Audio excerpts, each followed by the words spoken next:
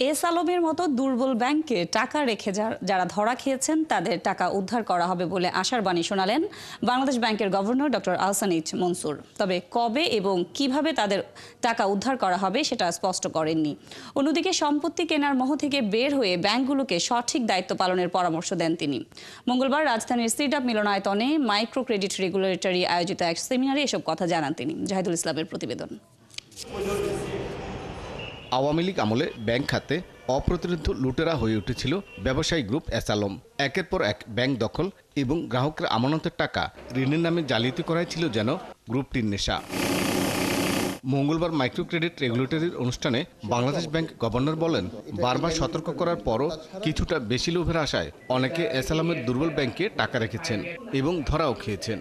তবে হতাশার কিছু নেই, তাদের উদ্ধার করা হবে।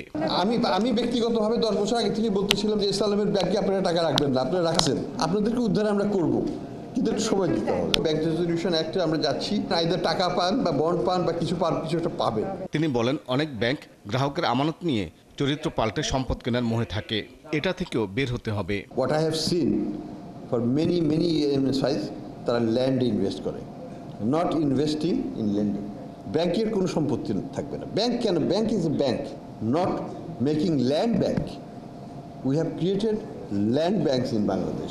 গভর্নর বলেন, ক্ষুদ্র ঋণগুলো কিভাবে আরও জনবান্ধব এবং এর বহুমুখী ব্যবহার বাড়ানো যায় সেটা নিয়ে গবেষণা প্রয়োজন। আগামীতে বড় ব্যাংকগুলোর গ্রামভিত্তিক এজেন্ট কার্যক্রমকে মোকাবেলায় ক্ষুদ্র ঋণ বিতরণকারী প্রতিষ্ঠানগুলোকে প্রস্তুত হওয়ারও পরামর্শ দেন তিনি। এজেন্ট ব্যাংকিং অলরেডি কিন্তু রুরাল ইকোনমিতে চলে গেছে।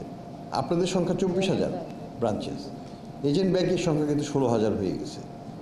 I can write it for you, প্রত্যেকটা গ্রামে এজেন্ট থাকবে, এজেন্ট ব্যাংক থাকবে। They are equipped with tabs, they are equipped with computers. তো এই চ্যালেঞ্জ মোকাবেলার জন্য আপনাদেরকে রেডি হতে হবে। সরকারের 22টি মন্ত্রণালয় আলাদা করে ক্ষুদ্র ঋণ বিতরণ দেওয়ার অনুমতি প্রদান অযৌক্তিক বলেও মন্তব্য করেন বাংলাদেশ ব্যাংকের গভর্নর। কেন তারা এটা করছে? জাহিদুল ইসলাম, 71, ঢাকা।